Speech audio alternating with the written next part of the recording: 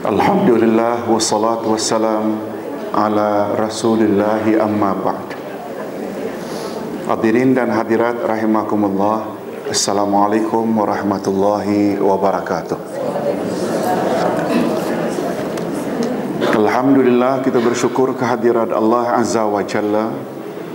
Berkat taufiknya kita dapat meneruskan lagi majlis ilmu kita dengan pelajaran yang ke-36, giliran hadis Nabi, di bawah tajuk kelebihan mendalami ilmu agama, atau yang dikenal dengan tafaqquh fid din. Untuk membahas topik ini, saya bawa satu hadis sahih muttafaq alaih, riwayat bersama Bukhari Muslim.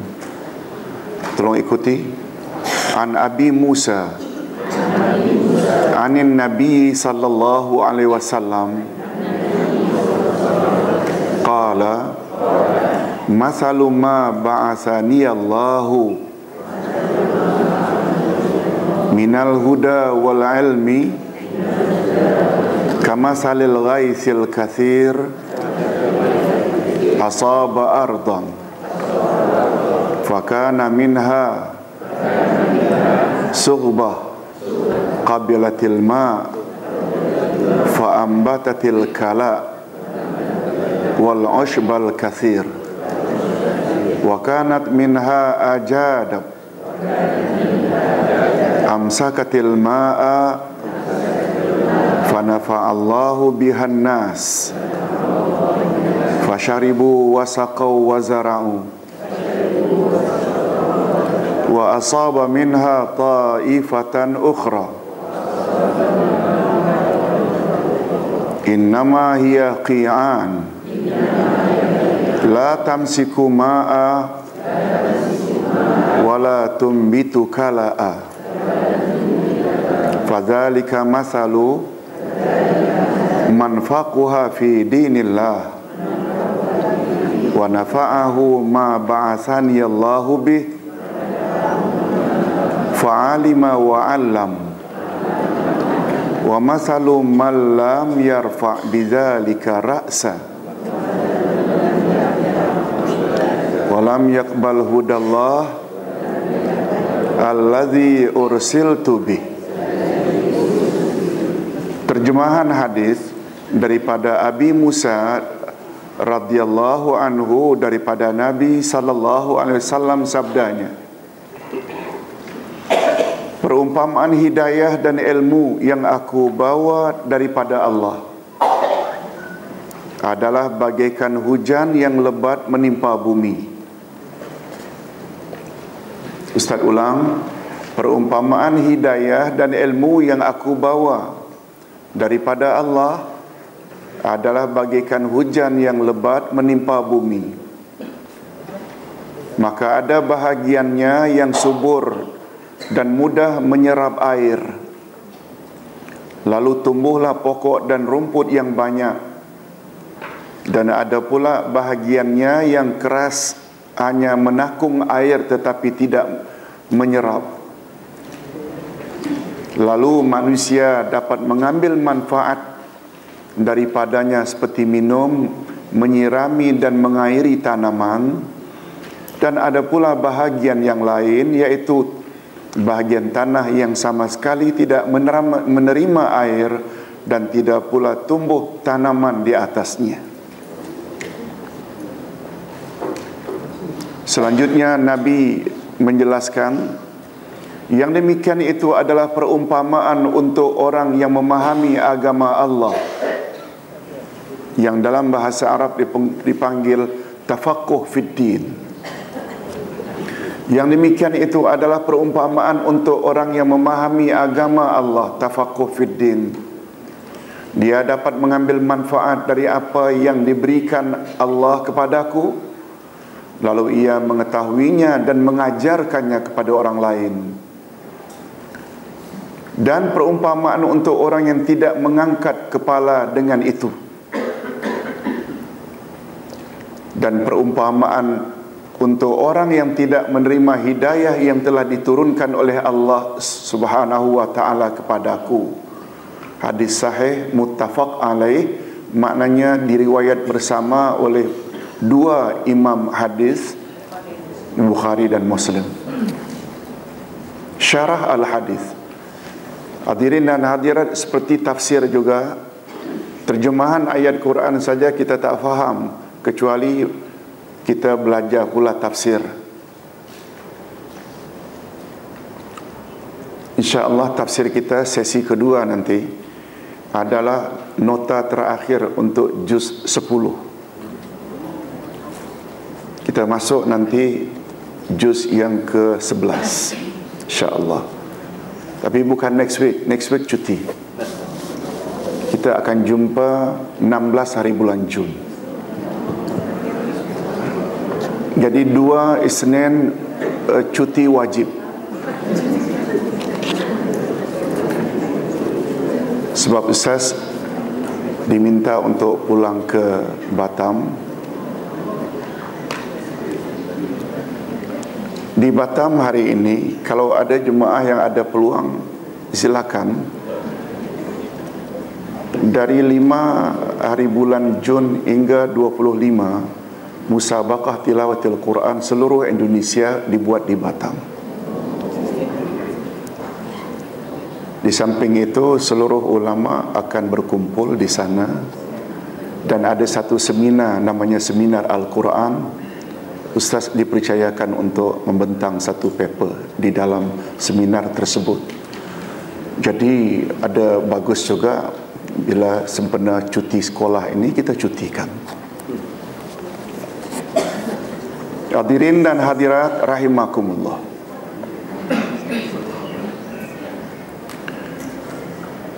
Syarah al-hadis. Baginda Rasul sallallahu alaihi wasallam membuat perumpamaan diri beliau yang telah menerima hidayah dan ilmu dari Allah seperti hujan lebat. Kehadiran beliau seperti kehadiran hujan yang lebat menimpa bumi.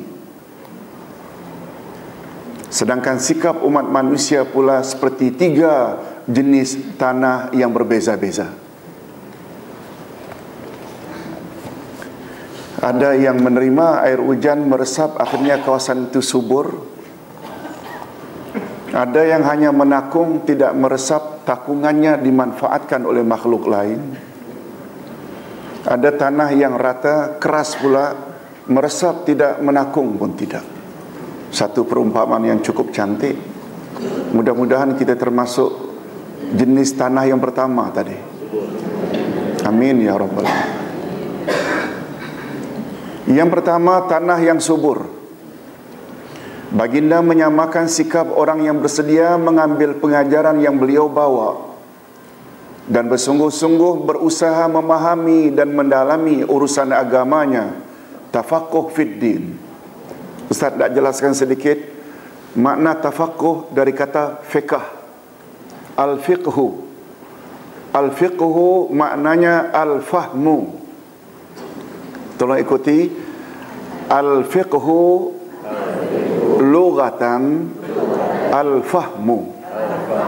Fikih menurut bahasa lughat adalah faham. Jadi tafaqquh fid din maknanya faham agama. Nabi Muhammad sallallahu alaihi wasallam bersabda, tolong ikuti. Man yuridillahu bihi khairan yufaqihu fid din. Barang siapa yang Allah ingin agar dia jadi orang yang baik, niscaya Allah akan dorong dia agar tafaqquh fid din. Apa makna tafaqquh fid din? Memahami, mendalami selok-belok agama. Mudah-mudahan kita termasuk golongan itu. Amin ya rabbal alamin. Baginda menyamakan sikap orang yang bersedia mengambil pengajaran yang beliau bawa dan bersungguh-sungguh berusaha memahami dan mendalami urusan agamanya, tafaqquh fid din. Lalu ilmu tersebut diamalkannya. Sudah dia terima, diamalkannya pula dan disebarkannya kepada orang lain. Dan dengan demikian dirinya menjadi tenang dan tenteram, dan orang lain juga mendapat manfaatnya. Jadi dengan menerima ajaran Nabi Muhammad, kalau tanah tadi dengan menerima air hujan menjadi subur, tumbuh tanam-tanaman yang menghijau, maknanya orang yang mau menerima sepenuhnya ajaran Nabi Muhammad, jiwanya akan tenang, tenteram, damai, dan eksistensi keberadaannya di tengah-tengah orang ramai, sebagaimana dari tanah subur tumbuh tanam-tanaman menghijau, dapat dimanfaat bukan saja oleh manusia tapi juga binatang. Oleh sebab itu, keberadaan orang yang menerima sepenuhnya ajaran dari Nabi Muhammad lalu dia amalkan, membuat jiwanya tenang dan keberadaannya di dalam masyarakat berguna untuk orang ramai. Betul tak? Ini yang first class. Mudah-mudahan kita termasuk ke dalam golongan ini. Mereka tidak obahnya seperti bahagian tanah yang menerima air hujan. Tanah tersebut akan menjadi subur dan akan tumbuh di atasnya pohon-pohonan dan rumput-rumput yang subur dan berguna untuk makhluk lain. Allahumma ja'alna minhum. Ya Allah, masukkanlah kami ke dalam golongan ini. Yang kedua, tanah keras berlekak-lekuk. Baginda juga menyerupakan orang yang mahu menerima pengajarannya dari beliau dan disebarkannya kepada orang lain, tetapi sayangnya dia sendiri tidak tafaqquh fiddin, tidak berusaha untuk mendalami agamanya dan tidak mengamalkan ajaran tersebut dalam kehidupannya sehari-hari. Dia banyak ilmu dan dia sebarkan, sampaikan, tapi dia sendiri tidak amalkan apa yang dia tahu. Manusia jenis ini pula tidak obahnya seperti bahagian tanah yang keras, tetapi berlekak-lekuk. Ia hanya mampu menakung air hujan, tetapi tidak menyerap airnya. Tidak ada pohon dan rumput yang tumbuh karena keras permukaannya. Makhluk lain dapat mengambil manfaat dari air yang ditakungnya itu, sama ada untuk minum, beruduk, mandi, kalau lembu, kerbau berkubang, menyirami tanaman dan lain-lain. Mereka tidak obahnya bagaikan kata pepatah, bagaikan lilin, menerangi persekitarannya tetapi ia membakar diri. Betul tak? Lilin, dia menerangi sekitar tapi dia sendiri terbakar. Mudah-mudahan kita dilindungi oleh Allah dari menjadi golongan ini. Golongan ini ialah sebut dalam pepatah kita, cakap tak serupa bikin. Dia coba menyampaikan kebenaran tapi dia sendiri tidak buat. Adapun jenis tanah yang ketiga, tanah yang datar lagi keras, rata lagi keras. Selanjutnya baginda menyerupakan orang yang menolak ajaran yang beliau bawa dan tidak pula berusaha memahaminya, seperti tanah yang keras. Seperti tanah yang keras, sudahlah tidak mau menerima air hujan, malahan menakung pun tidak. Maknanya selain ia tidak dapat memberi manfaat kepada orang lain, malahan dirinya sendiri pun tidak mendapat manfaat. Semoga kita semua termasuk ke dalam kelompok pertama, yaitu alim berilmu, amil beramal, muallim dan mengajar orang lain. Kita bersedia menerima apa saja yang datang dari Rasulullah sallallahu alaihi wasallam. Kita berusaha sekuatnya untuk tafaqquh fiddin, mendalami selok-belok agama ajarannya.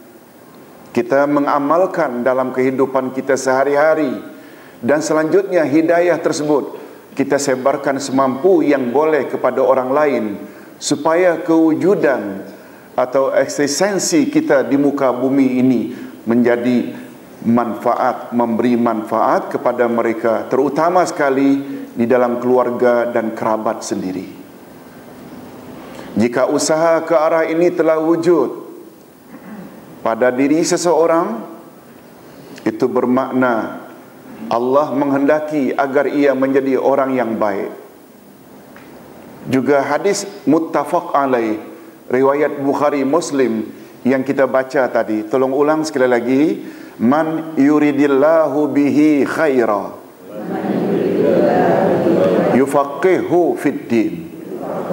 Barang siapa yang Allah inginkan agar ia menjadi orang yang baik, maka Allah akan tafakuhkan dia dalam urusan agama. Apa makna al-fiqh tadi?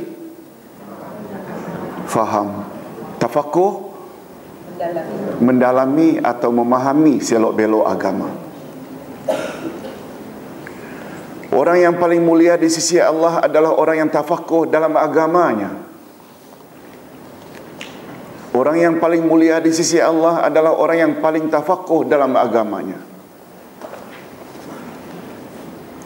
Ini boleh kita lihat dari salah satu riwayat.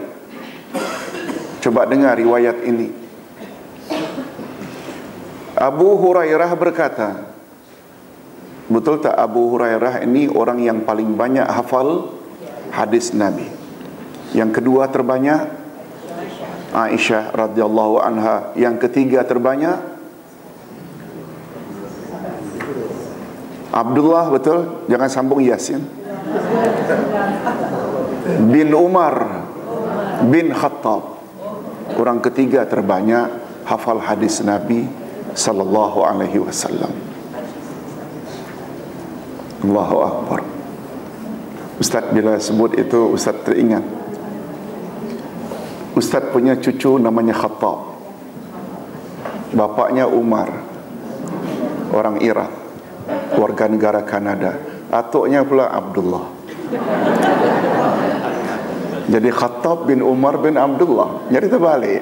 Mudah-mudahan dia juga okeylah insya-Allah. Allahu Akbar. Abdullah bin Umar bin Khattab. Abu Hurairah ni orang yang terbanyak hafal hadis Nabi. Yang kedua wanita, iaitu Siti Aisyah radhiyallahu anha. Dan yang ketiga adalah Abdullah bin Umar bin Khattab. Begitu menurut analisa Dr. Yusuf Al-Qaradawi. Bukan analisis Ustaz, bukan. Dr. Yusuf Al-Qaradawi membuat kenyataan itu di dalam salah satu kitab beliau. Abu Hurairah radhiyallahu anhu berkata, Rasulullah sallallahu alaihi wasallam pernah ditanya, "Ya Rasulullah, siapakah yang paling mulia? Man akramun nasi indallah, siapakah orang yang paling mulia di sisi Allah?" Jawab baginda, "Atqahum, orang yang paling bertakwa." Kata mereka, para sahabat, "Bukan tentang ini yang kami tanyakan ya Rasulullah." Lalu baginda menjawab, "Oh, yang kamu maksud itu manusia yang paling mulia. Orang yang paling mulia ialah Nabi Allah bin Nabi Allah bin Nabi Allah bin Khalil Allah, yaitu Yusuf bin Yaqub bin Ishaq bin Ibrahim." Betul tak hanya satu saja manusia yang 4 keturunan, dia bapaknya, atuknya, noyangnya semua Nabi. Nabi bin Nabi bin Nabi bin Nabi. Lalu sahabat bertanya lagi, "Ya Rasulullah, bukan tentang itu yang kami tanyakan." Coba dengar apa jawaban Nabi pula. "Oh, kalau begitu, yang kamu ingin tanya ini tentang siapakah orang Arab yang paling mulia yang kamu ingin tanyakan padaku?" Lalu Nabi pun jelaskan, "Sesungguhnya orang yang paling mulia di kalangan kamu pada masa jahiliyah, dia jugalah yang paling mulia di antara kamu di dalam Islam, sekiranya dia tafaqquh fiddin." Sahih Bukhari, hadis sahih riwayat Imam Bukhari. Riwayat ini sahih tak? Imam Bukhari. "Oh, yang kamu ingin tahu itu orang yang paling mulia di sisi Allah di kalangan kamu. Dia adalah orang yang paling terror dulu ketika di zaman jahiliyahmu, yang kamu cukup gerun dengan dia. Setelah dia memeluk Islam, dia juga orang yang paling mulia di sisi Allah disebabkan dia tafaqquh fid din. Disebut tafaqquh fid din tak? Banyak ulama menilai yang dimaksudkan oleh Nabi adalah Umar ibn Al-Khattab. Umar ibnu Al-Khattab radhiyallahu anhu. Ustaz pernah sebut kalau tak salah pada awal tahun ini bahawa Umar ibn Al-Khattab dalam satu riwayat dikatakan orang pertama yang akan terima buku catatan dari sebelah kanan di padang mahsyar, bukan Abu Bakar. Umar adalah orang pertama yang menerima buku catatan dari sebelah kanan. Lambang apa itu? Sebagai penghuni syurga. Kan ada dua jenis, ada yang terima dari kanan, ada terima dari kiri. Dalam Quran disebut Umar adalah orang pertama. Hadirin dan hadirat rahimakumullah, begitu tinggi derajat Umar di sisi Allah dan di mata Rasulullah. Ada kaitan tak dengan tafaqquh fid din? Yes. Itu sebabnya dalam satu riwayat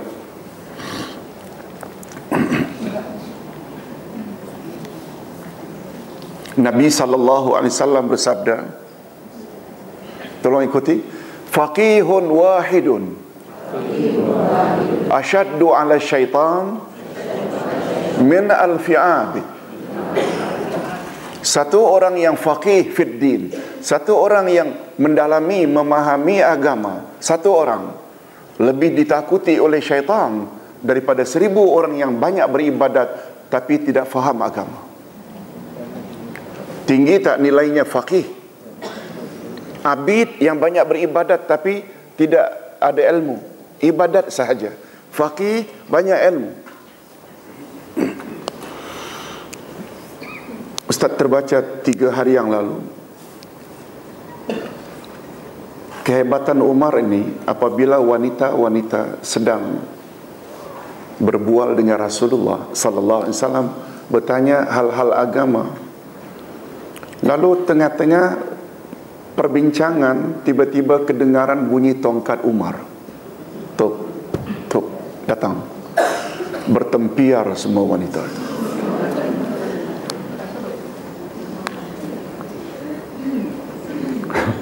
Nabi tersenyum.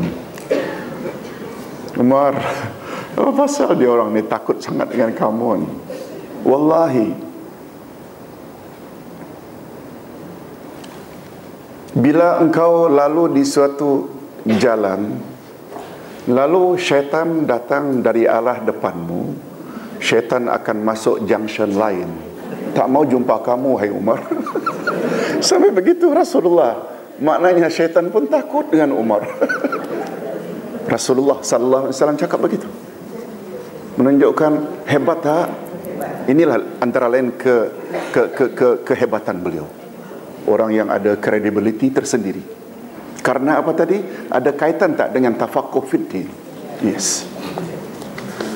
Hadirin dan hadirat rahimakumullah. Dalam hal ini coba kita renung sejenak tentang Sayyidina Umar ibn Al-Khattab radhiyallahu anhu. Beliau adalah orang yang paling disegani dan paling digeruni semasa jahiliyahnya. Demikian juga setelah beliau memeluk Islam, beliau tetap disegana dan ditakuti oleh hatta oleh syaitan.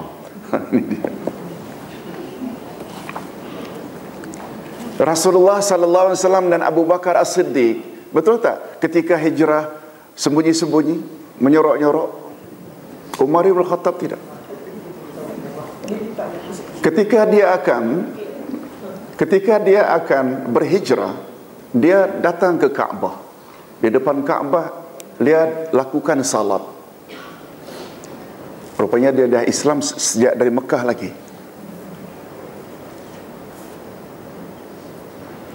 Sebelum salat apa dia kata?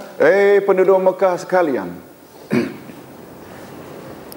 kalau ada di antara kamu yang ingin agar istri-istrimu jadi janda dan anak-anakmu jadi yatim, silakan ganggu aku beliau letak pedang di depan, lalu salat. Satu orang pun tak ganggu. Oh, ada sambungannya. Sebelum letakkan pedang, apa kata beliau? Seandainya ingin agar istrimu janda dan anakmu jadi yatim, aku ingin beritahu kamu, esok aku akan hijrah ke Madinah melalui jalan Anu.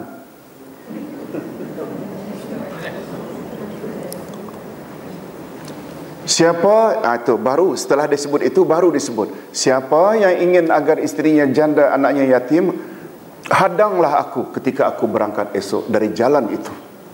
Mana ada yang berani macam itu? Umar ibn Khattab radhiyallahu anhu. Betul tak? Oh, beliau luar biasa. Ini yang diisyaratkan oleh Nabi karena tafaqquh fiddin. Apakah rahasianya Sayyidina Umar ibnu Al-Khattab radhiyallahu anhu boleh mencapai tahap tersebut? Jawabannya tidak lain ialah karena beliau benar-benar tafaqquh fiddin. Umar ketika pergi ke suatu destinasi, jumpa rombongan di padang pasir. Lalu ditanya, "Tuan nak ke mana ya Amirul Mukminin?" "Kami akan pergi ke negeri itu." "Ya Amirul Mukminin, kami baru datang dari negeri itu dan negeri itu sedang merebak penyakit taun." Apa makna penyakit taun? Penyakit berjangkit. Ada yang mengatakan kolera, ada yang mengatakan cirit-birit. Okeylah, pokoknya mudah berjangkit. Lalu Umar ibn Khattab radhiyallahu anhu merubah ke destinasi lain. Sahabat-sahabat Umar memberontak. "Ya Amirul Mukminin, tuan tak percaya kepada takdir? Kalau telah ditakdirkan kita tak kena penyakit, tak akan kena. Mengapa tuan mesti rubah destinasi?" Coba dengar jawaban Umar. "Aku merubah ke destinasi lain juga sudah tertera di dalam takdir." Boleh faham? Maknanya begitu. Maknanya beliau memahami tak, supaya jangan ditimpa musibah perlu usaha. Yes, itu dia orang memahami. Perlu elakkan. Kalau ada perisai di tangan, ada orang tak pancung, pancunglah. Kalau dalam Lauh Mahfuz tidak putus, tak akan putus, pancunglah. Ada sesuatu untuk mengelak, dia tak pakai. InsyaAllah, memang innalillah lah itu. Agama suruh kita supaya halang. Umar.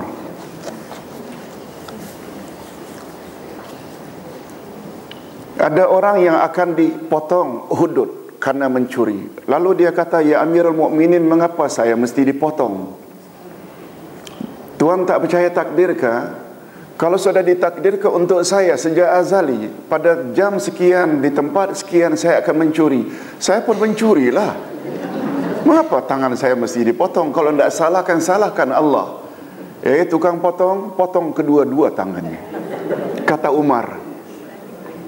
Umar. Yang satu karena mencuri, yang satu lagi perlu dipotong karena berbohong atas nama Allah. Kononnya Allah suruh. Ustaz bawa contoh-contoh ini menunjukkan tinggi tak kefahaman Umar terhadap Islam. Ada orang yang bebas walaupun mencuri, tidak dipotong. Karena setelah diselidik, dia mencuri karena kelaparan. Ini orang yang akan menerapkan hukum hudud ni, kena banyak faham tentang ini. Bukan maknanya sewenang-wenang.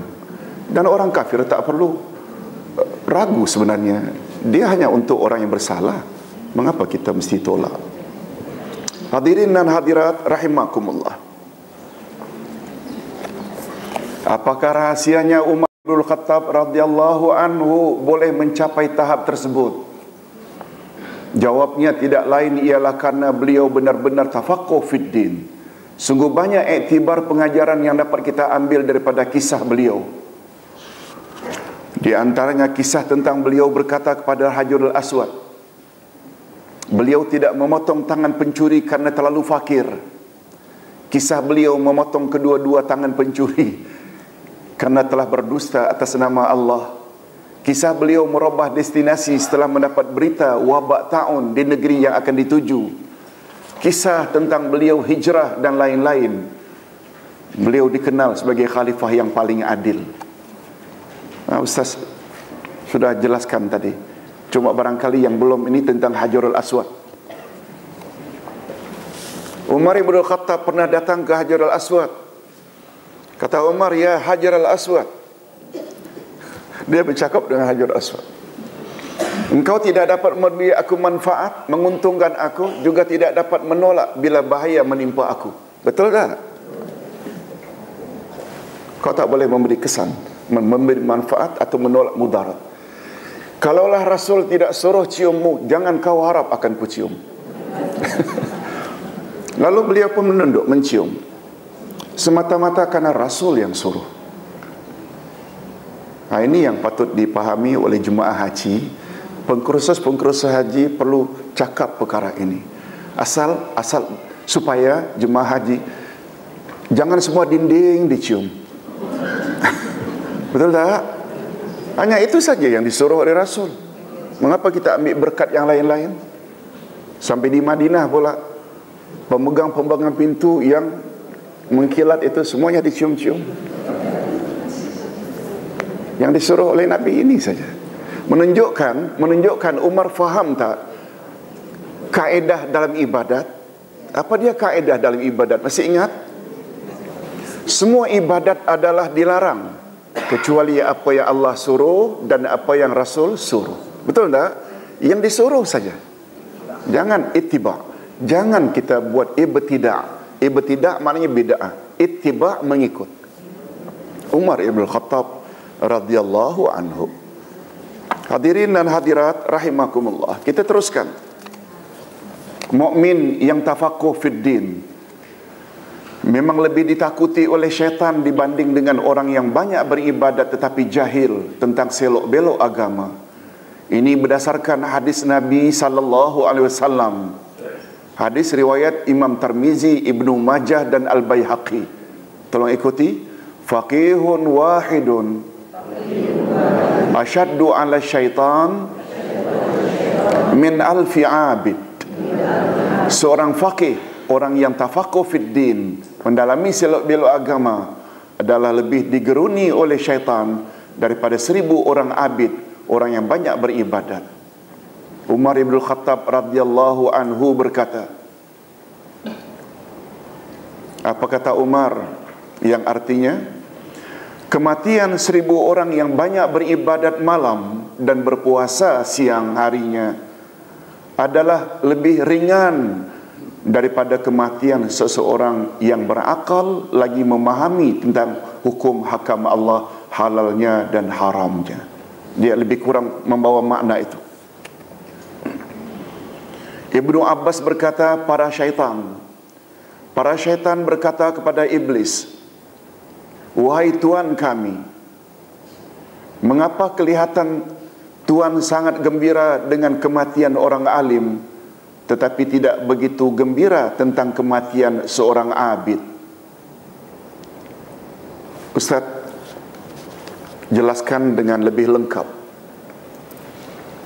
Ketika mengurai hadis, satu orang yang berilmu agama lebih ditakuti oleh syaitan dari 1000 orang yang banyak beribadat. Untuk menjelaskan hadis itu, Abdullah ibn Abbas ditanya. Maaf, Abdullah bin Abbas atau Abbas? Yes, Ibnu Abbas maknanya Abdullah bin Abbas. Abdullah bin Abbas kata, pada suatu hari syaitan bertanya kepada iblis. Ada beza tak syaitan dengan iblis? Semuanya daripada jin. Jin pula terbagi 2. Ada baik, ada jahat. Ada muslim, ada kafir. Yang kafir ni, yang jahat namanya syaitan. Ketua semua syaitan dipanggil iblis. General, yes. General. Ustaz tadi rasa jumpa jeneral tadi. Sebab bila hendak masuk ke sini, Semantan ini ada Z1. Z1. Tentu jeneral kan? Nah, ada bintang 5 di belakangnya. Betul tak? Jeneral itu. Nah, ini kita tak bercakap jeneral manusia. Allah Akbar. Apalagi dengan MP-nya, MP ke namanya, yang bawa dia bodyguardnya. Okey, kita bercakap Jeneral Syaitan. Jeneral Syaitan ni adalah iblis. Apa kata mereka? Terjemahannya dalam Arab, ya Sayyidana, Sayyid, wahai tuan kami, wahai bos kami. Maksudnya iblis. Mengapa tuan bila ada orang ibadat banyak mati, tuan tidak begitu gembira sebagaimana tuan gembira bila orang alim mati? Lalu dia jawab, halumu ilayya, jom, bukan jom heboh, jom ikut aku. Lalu dia pun pergi kepada orang yang sedang beribadat.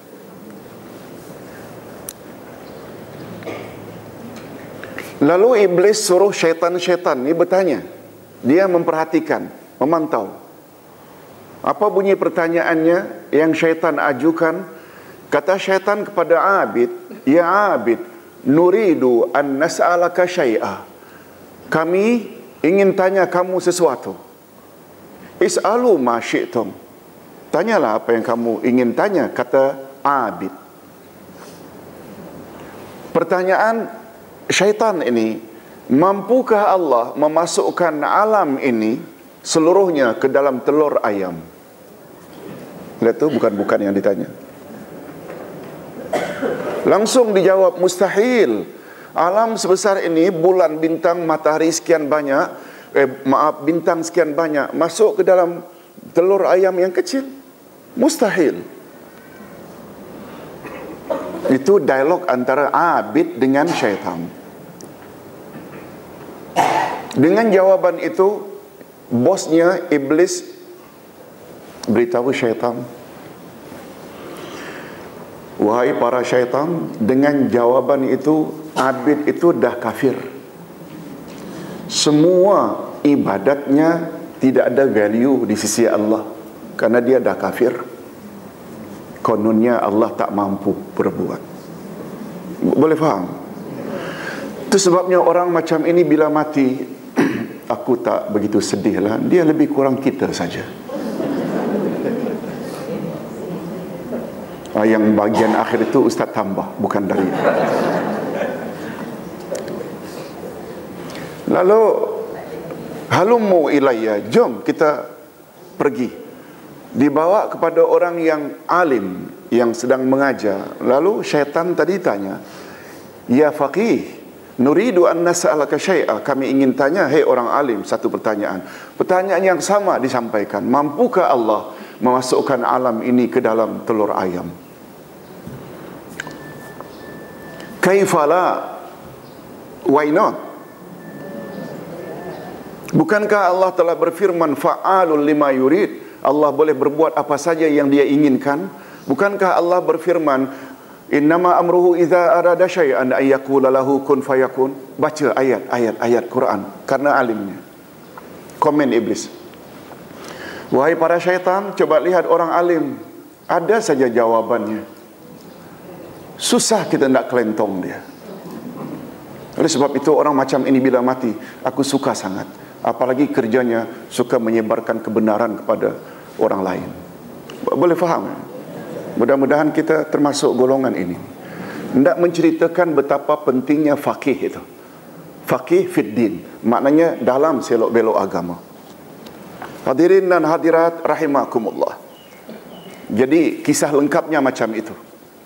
Jadi ibadat yang paling tinggi nilainya di sisi Allah adalah tafaqquh fid din. Rasulullah sallallahu alaihi wasallam bersabda dalam hadis sahih riwayat Imam Bukhari, tolong ikuti, khairu dinikum aisaruh Wa khairul ibadati al-fiqhu. Sebaik-baik agama kamu ialah yang paling mudah, dan sebaik-baik ibadah kamu ialah al-fiqh. Apa makna al-fiqh tadi? Memahami agama.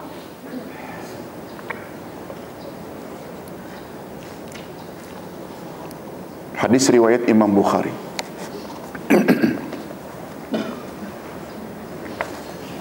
Hadirin dan hadirat, Ustaz jelaskan sedikit tambahan penjelasan. Orang beribadat banyak, bagus tak pada asalnya? Bagus tak? Bagus. Tapi karena dia tak faham kaedah ibadat. Bapa-bapa dan ibu-ibu, kaedah ibadat dengan kaedah muamalat sama atau beza? Sama atau beza? Beza. Al-aslu fil muamalah mubahun illa ma amarah Allah, illa ma nahallah anhu wa illa ma harramah Allah wa rasuluh. Asal usul muamalat semuanya boleh. Nak minum ke, nak memakai pakaian ke, nak makan ke, daging apa pun, muamalat tak? Semuanya kecuali datang dalil yang mengharamkannya. Maknanya yang haram saja tak boleh. Betul tak pada asalnya nak makan daging apapun hukumnya halal? Cuma datang lahmul khinzir tak boleh, binatang yang makan daging yang menyambar dan lain-lain, itu saja yang dikecualikan. Asal usul muamalat semua boleh, tapi asal usul ibadat semuanya tak boleh, kecuali apa yang Allah suruh dan Rasul suruh. Okey, itu namanya faqih. Ada tak dalam masyarakat orang yang tak faham kaedah itu? Ketika dia beribadat, syaitan datang, oh tambah itu sikit, tambah itu sikit, tambah itu sikit. Bila tambah itu membuat ibadatmu lebih baik di sisi Allah. Ada tak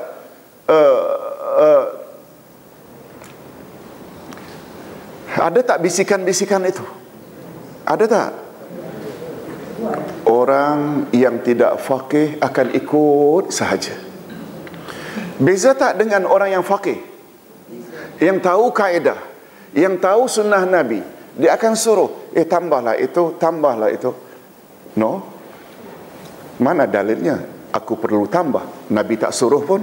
Macam Umar tadi, Nabi suruh hanya cium ini saja, tidak cium yang lain. No, yang lain tidak, aku tak akan cium. Boleh faham tak? Kan itu namanya faqih. Itu sebabnya. Nah, bila umpamanya disuruh tambah, lalu kita tambah karena apa? Karena ada ilmu atau karena kekurangan ilmu? Karena kekurangan ilmu. Karena kekurangan ilmu. Tapi orang yang ada ilmu tidak, dia tidak akan tambah. Exactly, kalau boleh macam itu yang dia buat. Okey, itu sekedar tambahan. Dari Sayyidina Ali bin Abi Talib radhiyallahu anhu bahawa Nabi sallallahu alaihi wasallam berkata, tolong ikuti, ala unabbiukum bil faqih kullal faqih, qalu bala, qala man lam yuqnitin nasa min rahmatillah walam yu'ayyishum min rauhillah walam yu'amminhum min makrillah wala yada'ul qur'ana raghbatan anhu ila ma siwa ala la khaira fi ibadatin laisa fiha tafaqquh wala ilmin laisa fihi tafahum wala qiraatin laisa fiha tadabbur. Masya Allah, cukup cantik kata-kata Ali bin Abi Talib ini. Maukah kamu aku khabarkan tentang orang yang paling faqih? Ini al-faqih kullal faqih. Maknanya yang top. Sebagaimana kalau Nabi pernah sebut, Al-jafa kullal jafa. Tahu tak kamu sekalian siapakah al-jafa kullal jafa? Macam mana ya tidak terjemahkan? Tak sedap didengar kalau kita tidak sebut. Bahasa kita ni, tahu tak kamu siapakah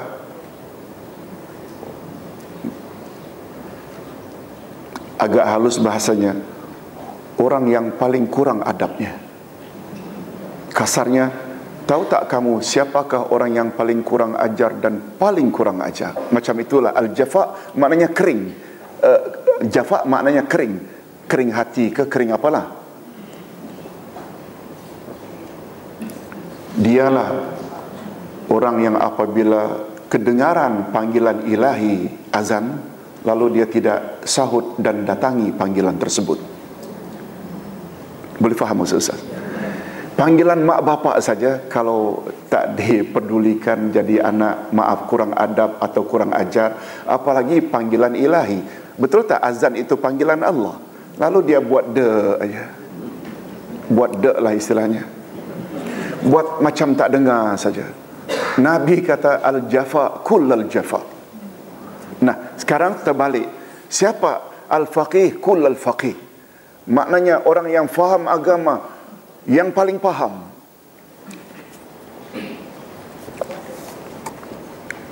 Maukah kamu aku khabarkan tentang orang yang paling faqih? Jawab para sahabat, baiklah. Sabda Nabi sallallahu alaihi wasallam, yaitu orang yang tidak suka membuat manusia putus asa akan rahmat Allah.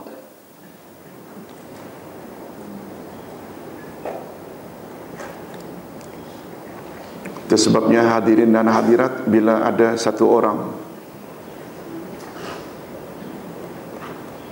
yang banyak buat dosa lalu dia mengadu, insaf, minta panduan. Saya telah bunuh, saya telah minum arak, berjudi, berzina. Apa pandangan Tuhan, apa patut? Oh, mana mungkin dosa macam itu senang-senang kamu nak minta maaf. Itu bukan faqih. Betul tak? Pernah dengar tak hadis dalam Riyadhus Salihin? Satu orang zaman dahulu membunuh 99 orang. Nah, ini lagi perbezaan antara abid dengan faqih. Lalu setelah 99 orang dibunuhnya, datang keinsafan. Lalu datang pada satu orang abid, dipanggil abid, yang banyak beribadat. Ya abid, ada peluangkah jika aku mohon ampun pada Allah? Aku telah bunuh 99 orang. Senangnya kamu nak minta ampun setelah 99 orang, Allah tak akan beri ampun. Karena geramnya dia potongnya sekali lagi. Abid tadi itu biar genap 100 katanya. Namun hati kecilnya tetap memohon dan insaf. Akhirnya datang pada faqih. Ini dia faqih. Wahai orang alim, aku telah membunuh 99 tambah satu lagi abid. Apakah ada peluang? Kata orang alim, faqih, mana ada dosa yang Allah tak boleh maafkan? Rasul sallallahu alaihi wasallam bersabda, apabila kamu datang kepada Allah membawa dosa sebesar bola bumi, Allah akan datang padamu membawa keampunan juga sebesar bola bumi. Sampai begitu istilah Nabi Muhammad sallallahu alaihi wasallam. Asalkan kamu tidak buat syirik. Ada syarat itu. Lalu dengan nasihat itu dia pun bertobat. Cuma nasihatnya, kalau boleh biar kamu tobat, jangan lagi tinggal di negeri ini yang penuh dengan maksiat. Kamu berpindah ke negeri lain. Dalam perjalanannya setelah tobat, dalam perjalanan menuju ke negeri lain, dia tersandung, jatuh dan mati. Sebagai penyebab saja. Dalam Riyadhus Salihin dikatakan bahawa malaikat neraka dan malaikat syurga berebut untuk membawanya ke syurga atau ke neraka. Lalu Allah Subhanahu Wa Taala utus malaikat pengadil, hakam namanya. Malaikat hakam. Hakam itu yang jadi hakim. Kata malaikat hakam, ukur olehmu mana yang lebih dekat ke tempatnya yang akan tempat dia akan memperbaiki keadaan dirinya setelah dia taubat, atau tempat yang dia dulu berbuat dosa. Sekelip mata dapat result, hanya sehasta saja lebih dekat ke negeri tempat dia akan memperbaiki keadaannya. Lalu diputuskan oleh malaikat hakam, malaikat syurga, bahawa dia layak masuk syurga. Begitulah lebih kurang ringkasan Riyadhus Salihin tentang siapa faqih, siapa abid. Ustaz tak jelaskan apa kata Nabi. Faqih, sebenar-benar faqih, orang yang senantiasa memberi, apa istilahnya, Tafaul ni optimisme, bukan membuat orang menjadi pesimis. Boleh faham maksud Ustaz? Pesimis ini kan membuat kita menjadi fras, memberi putus asa, betul tak? Optimis memberi berita gembira. Mana ada dosa yang tidak akan diampuni oleh Allah? Minta ampun. Apalagi macam Ustaz selalu sebut. Tolong ikuti. Al-ibrah bikamalin nihayah, la binaqsil bidayah. Yang jadi ukuran di sisi Allah di akhirat adalah kesempurnaanmu pada akhir hayatmu, bukan yang jadi ukuran serba kekurangan di masa mudamu. Kan itu kaedah. Sebab Nabi bersabda dalam hadis sahih riwayat Imam Bukhari, tolong ikuti, innamal a'mal bil khawatim.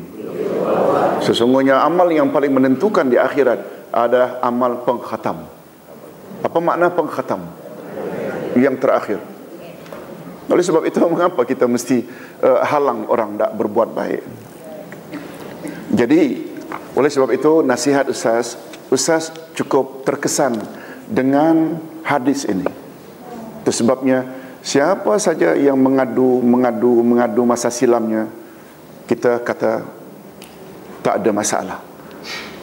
Kalau Ustaz boleh sebut di sini, Ustaz kata perkara ini exactly di depan golongan BA di penjara Kajang. BA, banduan akhir, kan menunggu gantung. Bila mereka tobat, masih diterima oleh Allah tak? Sebab mereka belum nazak lagi. Betul tak? Yang tutup pintu tobat bila nazak. Nah sekarang berpeluang. Malah Ustaz beri optimisme kepada mereka. Tidak mustahil nasib tuan-tuan lebih baik daripada setengah-setengah orang di luar sana. Betul tak? Sebab mereka dapat bimbingan mingguan, dapat bimbingan tobat. Hadirin dan hadirat rahimakumullah.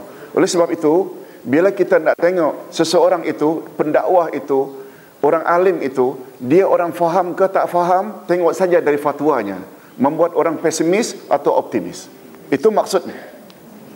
Itu sebabnya para jemaah, bila ada orang datang mengadu hal yang dia telah terlibat dengan dosa-dosa besar, jangan buat mereka fras. Jika membuat mereka fras, yang berkenaan bertanggungjawab, karena mereka akhirnya putus asa, lengam. Apalagi dalam Quran sungguh banyak firman Allah, la taqnatu min rahmatillah, jangan kamu putus asa akan rahmat Allah. Okey, Ustaz teruskan. Maukah kamu aku khabarkan tentang orang yang paling faqih, kata Nabi. Jawab para sahabat, baiklah. Lalu Nabi bersabda, yaitu orang yang tidak suka membuat manusia putus asa akan rahmat Allah, dan dia pula tidak mententeramkan manusia daripada pembalasan Allah. Nah ini faham tak? Maknanya dia tak akan kata, oh bila awak buat ini garanti Allah terima. Tak ada. Itu maknanya dia menenteramkan hati orang. Padahal yang punya otoriti menerimakan Allah saja. Kalaupun dia melihat begitu cantiknya amalan tersebut, itu kan hanya luaran saja. Ada kaitan tak penerimaan suatu amalan dengan niat seseorang? Dan niat tak dapat diketahui kecuali hanya Allah.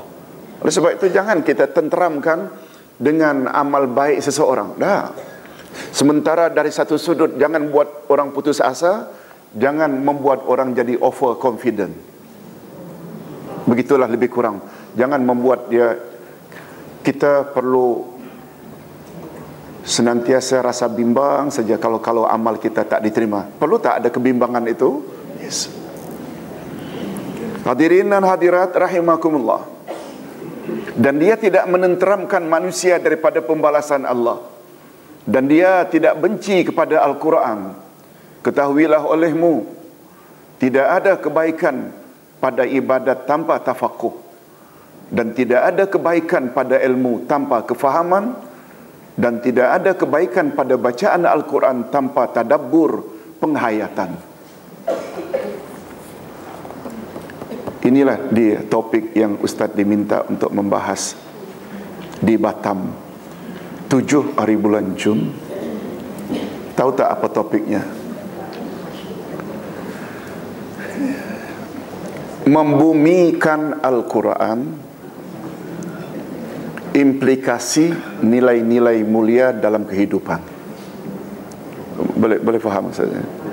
Membumikan Al-Quran, maknanya Quran itu kan selama ini dianggap wahyu yang kerjanya atas saja, tidak ditadabbur, tidak dihayati dan tidak diamalkan, tidak dilaksanakan maksudnya dalam hidup. Ustaz coba nak memperkenalkan 5 kewajiban yang kita selalu sebut itu. Kan selalu orang iman baca saja. Sempena tilawah Al-Quran ni, kita ada 3 lagi kewajiban: faham, amal dan sebar-sebarkan. Hadirin dan hadirat rahimakumullah, nampaknya hari ini kita agak singkat sedikit. Ustaz ingin umumkan sekali lagi 2 Isnin ke depan, iaitu 2 hari bulan dan 6 dan 8. 2, betulkah? 2 dan 9. 2 dan 9 tidak ada kelas KGPA. Kita jumpa insya-Allah pada 16. Ustaz pun ada tulis di bawah nanti nota akhir tafsir bahawa kita akan jumpa pada pada 16 hari bulan insya-Allah. Mohon doa jemaah, mudah-mudahan semua kembara dakwah Ustaz, sebenarnya tujuan utama itu untuk berdakwah di Kepulauan Riau yang sekarang menghadapi ancaman kristenisasi. Tapi dalam masa itu ada tugas. Mudah-mudahan berjalan dengan lancar. Ustaz, kerana ada masa sedikit, izinkan Ustaz menjawab 3 soalan. Ustaz, semoga Ustaz senantiasa dipelihara Allah dan tidak merasa jemu membimbing kita. Saya ada satu kemusykilan. Ustaz, kita di Malaysia bermazhab Syafi'i. Saya pernah dengar tentang adanya qaul qadim dan qaul jadid. Bagus pertanyaannya. Hadirin dan hadirat, Imam Asy-Syafi'i siapa yang tak kenal?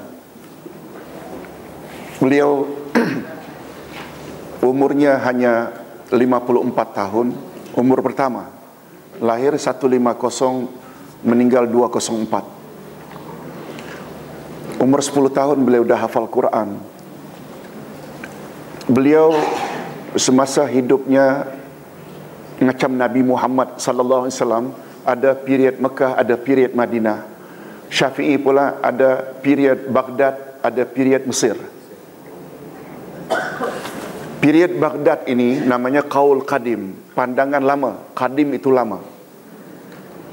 Beliau sudah bergerak dalam dunia dakwah dan penulisan ketika berada di Basrah lagi. Basrah ini satu kawasan di Baghdad. Lalu beliau berhijrah ke Mesir, meninggal di Mesir. Kuburannya di Mesir. Cuma jangan ikut telatah setengah orang Mesir yang mendakwa keliling 7 kali sama dengan fadilat 1 umrah. Nah ini. Tak tahulah, kalau di Malaysia kan namanya ajaran taslim. 7 kali keliling balik pulau sama dengan 1 haji. Di sana pun yang khurafat ni ada, bukan tak ada. Setuju tak kalau Ustaz katakan kerana tidak faqih? Dia tafakuh itu. Walaupun kita tak nafikan orang yang tafakuh faqih ni di Mesir banyak tak? Ulama-ulama Azhar. Tapi yang macam ini pun ada juga. Ustaz pernah tahun 79. Yes, setahun sebelum balik. Bukan, lebih kurang macam itulah. Pergi ke Mesir, pergi Masjid Husain. Sampai di Masjid Usian kami pun meninjau salat sunat. Banyak wanita-wanita yang berada di kawasan mimbar masjid, di dalam dan di luar. Cuma wanita itu semuanya hamil. Lalu kami tanyalah pada penjaga masjid, apa wanita-wanita hamil itu berkerumun? Menurut keyakinan orang sini, bila ingin punya anak lelaki ke perempuan ke, minta di situ, makbul. Setuju tak kalau Ustaz katakan itu juga khurafat? Dia berlaku di Mesir. Ni orang alim banyak, orang yang jahil juga banyak. Ini nih, hari ini kalau tak salah pemilihan Presiden Mesir kan 1 lawan 1. Dikatakan yang Sisi ini dia cenderung kepada nampaknya ke depan. Wallahu a'lam. Ustaz tidak membahas bab itu. Cuma ketika di Basrah, Baghdad, namanya kaul apa tadi? Qadim. Sesampainya di Madinah, di Mesir, namanya kaul jadid. Kaul jadid maknanya pendapat baru.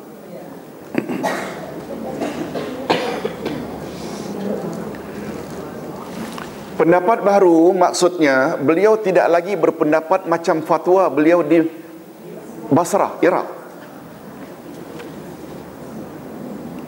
Karena ilmu betul tak terus berkembang.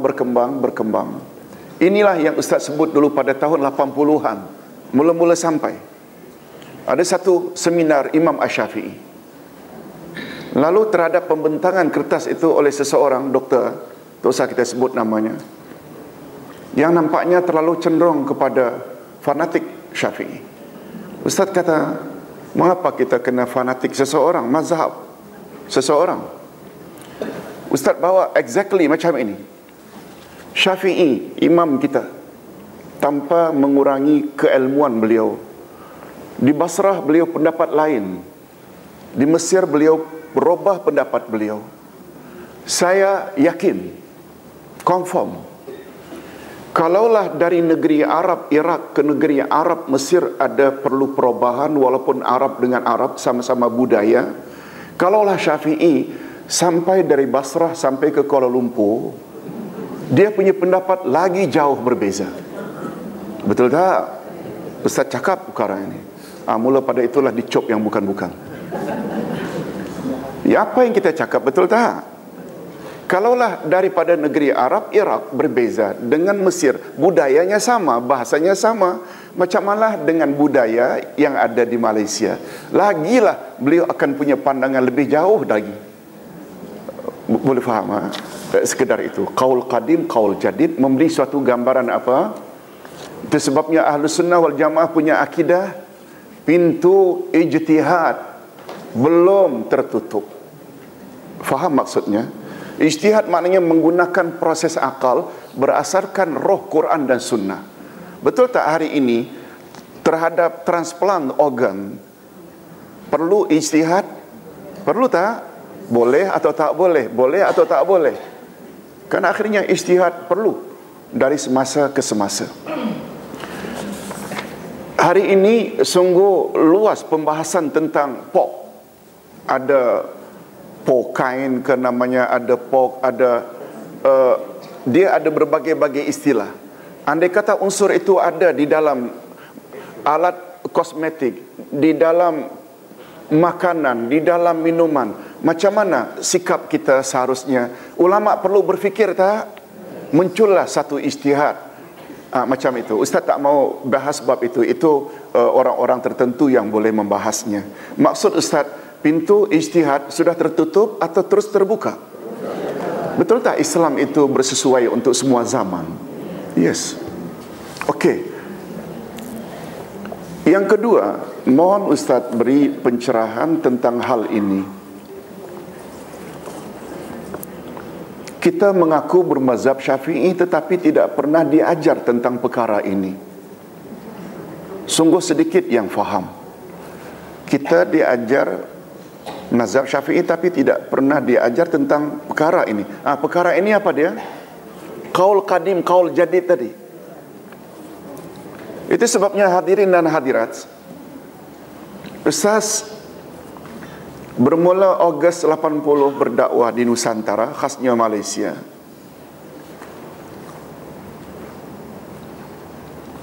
Sesuai dengan master ketika itu yang Ustaz miliki, Al-Fiqhul Muqaran, perbandingan ilmu fiqh.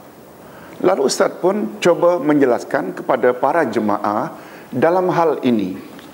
Mazhab ini, pendapatnya ini dalilnya. Pendapat ini dalilnya. Mazhab ini dalilnya. Lalu mendapat teguran dari pihak tertentu. Jangan di Malaysia ajar selain Syafi'i. Wallahi, ini betul yang kita hadapi. Sampai Ustaz bertengkar dengan pihak berkenaan yang mengatakan, bila ada beberapa pandangan, hatta pandangan Syafi'i tidak kuat, mesti tetap Syafi'i juga. Nah, yang cakap itu bukan sembarang orang. Ustaz pula punya latar belakang perbandingan ilmu fiqh. Dalam satu-satu perkara, kita diajar menurut ini, berdasarkan dalil masing-masing. Betul tak kita ingin mendapat hidayah perlu ambil dalil yang lebih kuat? Surat Az-Zumar 17-18. Sampaikan, hai Muhammad, berita gembira kepada hamba-hambaku yang suka mendengar, lalu mereka ikuti mana yang lebih baik. Ada tak? Merekalah yang dapat hidayah dan merekalah orang yang berakal. Kesimpulannya, kalau ingin mendapat hidayah, betul tak kita perlu banyak tahu, kemudian untuk diikut bukan semua. Ikutlah mana yang paling baik atas dasar siapa yang cakap atau berdasarkan kekuatan hujah. Kekuatan hujah. Ustaz pernah jawab pada orang berkenaan, tidakkah dengan memberi pendedahan kepada orang ramai beberapa pandangan dari imam-imam mazhab yang sudah muktabar, Hanafi, Maliki, Syafi'i, Hambali, betul tak keempat-empatnya diiktiraf sebagai ulama fiqh Ahlus Sunnah wal Jamaah? Yes. Ustaz kata, apa salahnya kita buat pendedahan, bukan paksa mereka ikut. Ustaz kata, dengan pendedahan tersebut, selain Syafi'i ada pendapat yang lain, kalaupun dia tidak ikut pendapat lain, setuju tak kalau Ustaz katakan, paling kurang dia tidak akan menyalahkan orang lain yang lain dari pandangan dia. Betul tak? Ustaz kata, kita biasanya bila sampai basuh kepala, ada pula yang sahih dari Nabi sampai ke belakang, lalu betul tak? Hadis sahih, orang tak ikut, masih still macam Syafi'i punya pandangan, no problem. Tapi minimal kalau dia naik haji, ada orang buat macam itu, dia tidak akan menyalahkan sebab dia tahu ada dalilnya. Boleh faham maksud saya? Lain halnya kalau dia hanya tahu satu saja, dia mulalah menyalahkan orang. Sesat. Mana boleh setelah kepala ke telinga, kan itu mustakmal. Maknanya selama Nabi Rasulullah salat tak sah belakalah gitu. Ini pendedahan. Okey, bagi Ustaz, jangankan qaul qadim, qaul jadid kita perlu dedahkan, mazhab lain pun perlu kita dedahkan untuk memperluas ilmu. Tak amal tak apa, paling kurang kita tidak menyalahkan orang sesuka hati. Ada besar tak kemungkinan kadang-kadang amalan orang lain itu lebih kuat dalilnya dari amalan kita? Yes. Hadirin dan hadirat, terakhir mohon juga satu contoh Ustaz perbezaan qaul qadim dan qaul jadid. Ustaz sedang tidak ingat contohnya. Nanti insya-Allah bila dapat Ustaz akan jawab. Apakah lagi kata Ibnu Sirin, siapa yang semua soalan dapat dia jawab menunjukkan dia orang gila. Ustaz tak mau jadi gila. Sebenarnya memang sedang tak ingat. Kita rehat dulu.